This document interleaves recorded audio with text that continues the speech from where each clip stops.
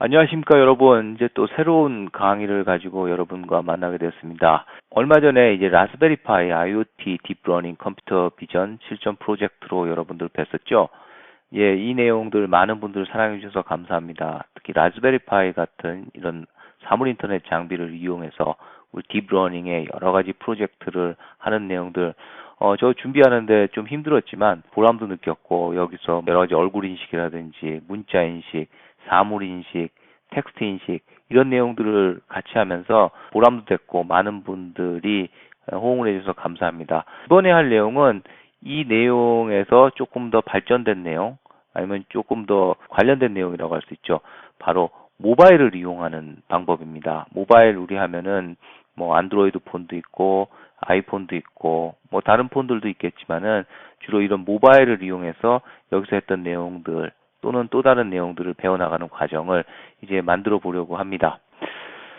자, 어때요? 재밌겠죠? 예, 그러면은 일단 모바일에 대해서 잠깐 우리가 생각을 해볼 필요가 있어요.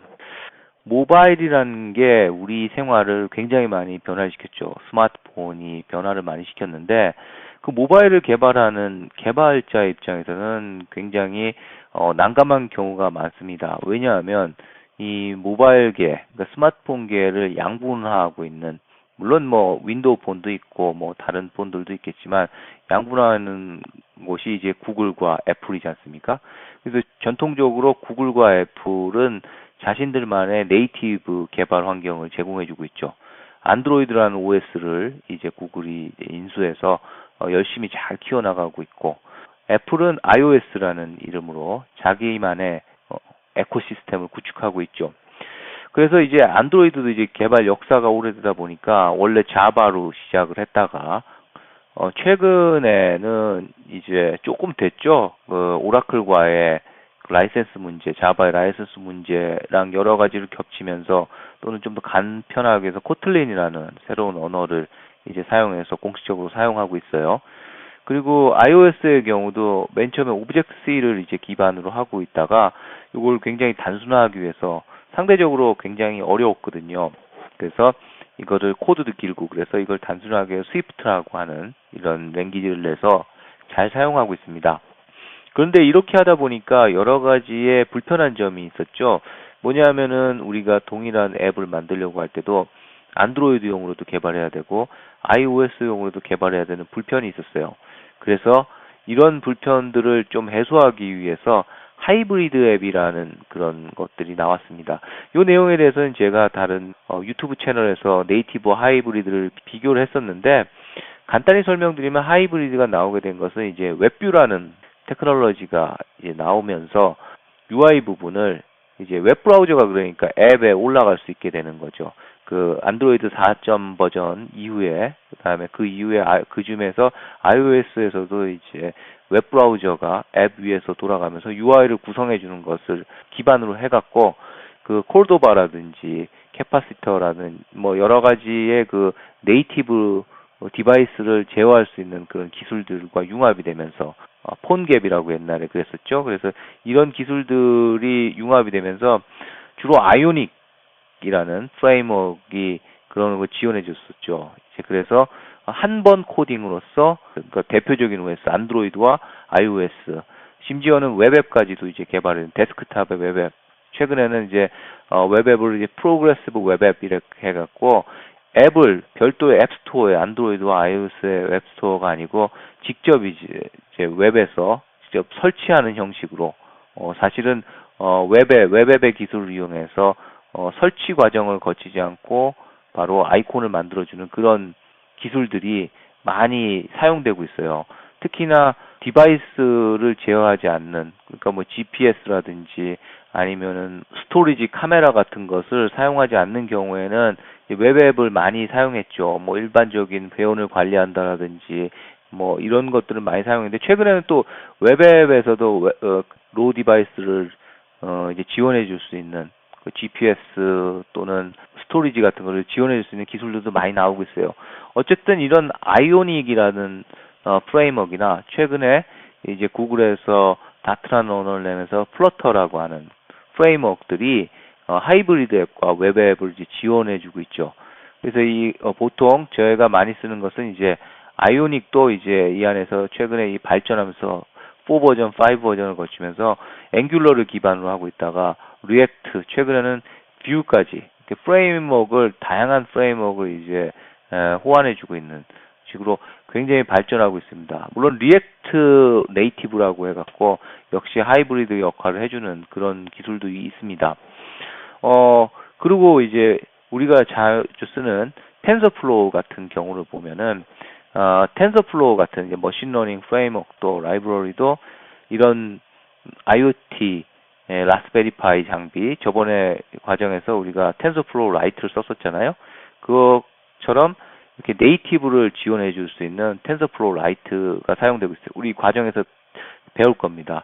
그리고 이런 자바스크립트 기반의 프레임워크를 할 수 있도록 TensorFlow.js라고 하는 아주 간편한 또 다른 또 프레임워크를 이제 제공해주고 있어요.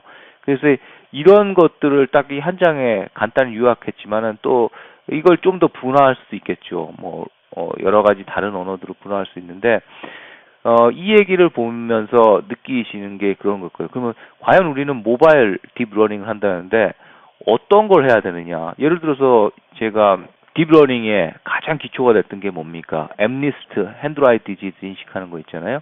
그걸 만들 때 안드로이드도 만들고 iOS도 만들고 하이브리드 앱도 만들고 웹앱도 만들고 여러 가지를 다 만들 수도 있겠지만 뭔가 우리가 여러 가지를 할 때마다 여러 가지 주제를 할 때마다 다 한 번씩 만들면은 사실 이게 뭐 모바일 개발 과정인지 모바일을 이용한 딥러닝 과정인지 굉장히 이렇게 주객이 전도되는 경우가 생길 수 있다라고 생각해서 그 전략을 정리하는 게 중요하다고 생각했어요. 그래서 처음에 있는 처음에 있는 앞에 단원에서는 엠니스트 디지트, 텐드라이트 디지트를 인식하는 거는 제가 안드로이드, 그 다음에 iOS로 개발하는 것, 그 다음에 하이브리드를 이용해서 안드로이드와 iOS를 하는 거, 그 다음에 웹앱을 직접 만들어 보는 거, 이걸 다 해볼 거예요.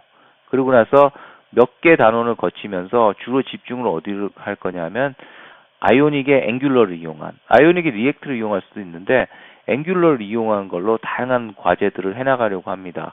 그러면은 이제 장단이 있습니다. 제가 사실 아이오닉이 나오면서부터 사실 썼었거든요. 몇 년 됐어요. 그래서 아이오닉으로 프로젝트를 해갖고 굉장히 어려움을 겪은 적도 있습니다.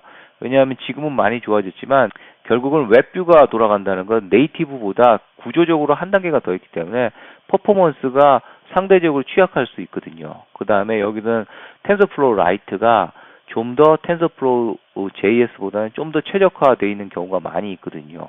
그래서 퍼포먼스 측면에서는 네이티브를 하는 게 제일 좋지만 개발의 용이성이라든지 어떤 빠른 개발을 하기 위해서 또 일관성, 원 코드로 안드로이드와 iOS를 하기 위해서는 이런 그 하이브리드 웹앱을 하는 방식이 좀 더 빠를 거라고 생각해서 제가 앵귤러를 기반으로 한, 정확히 얘기하면 타입스크립트죠. 타입스크립트, 자바스크립트의 슈퍼셋이죠.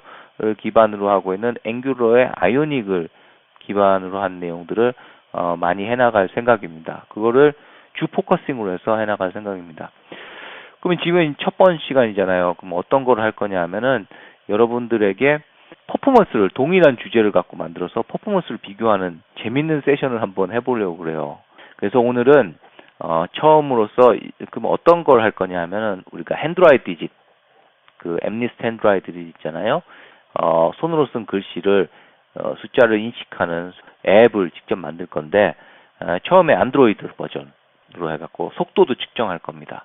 그 다음에 iOS 버전도 만들 거고, 그 다음에 하이브리드로 해서 웹앱으로 해서 PC에 돌아가는, 웹브라우저에서 돌아가는 걸 이제 보여드릴 거고, 그 다음에 이걸 갖고 다시 아이오닉을 이용해서 안드로이드용으로 만들어서 한번 하고, iOS를 만들어서 한번 하고, 이렇게 총 5개를 만들어서 속도를 한번 비교해 볼 거예요. 물론 이게 약간의 상황 차이가 있을 수 있지만은 그러면서 우리가 한번 이렇게 여러 가지를 만들 수 있다라는 것을 한번 맛보고, 그러고 나서 좀 더 이제 포커싱을 아이오닉 앵귤러로 해나가는 시간을 가지려고 합니다. 재밌겠죠? 그러면은 다음에 안드로이드 네이티브부터 한번 실행을 해보면서 직접 한번 눈으로 확인해 보도록 하겠습니다.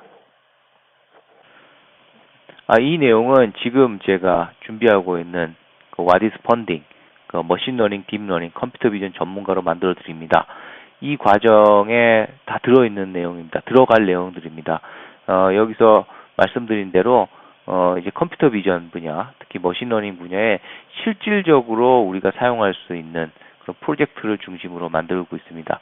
그 중에서 하나 기초가 되는 하나의 프로젝트죠. 이제 모바일에서 텐서플로우에서 라이트와 텐서플로우 자바스크립트로 직접 쓴 손글씨를 이제 인식하는 앱을 지금 만들고 있는 내용이죠.